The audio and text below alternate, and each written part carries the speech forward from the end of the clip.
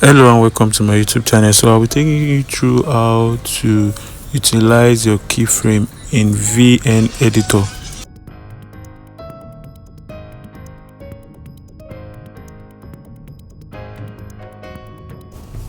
So just pick the clips in which you wanted to add keyframes to, and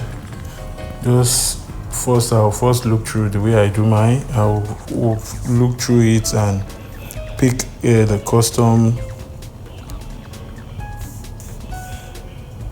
to change it to my own taste. So those are the keyframe. That is the default keyframe. So you add your own keyframe. Either you want it to move fast or you want it to move slow. Either you want it to just use the keyframe to style it, so it won't just be a straight motion. So you can add that to it.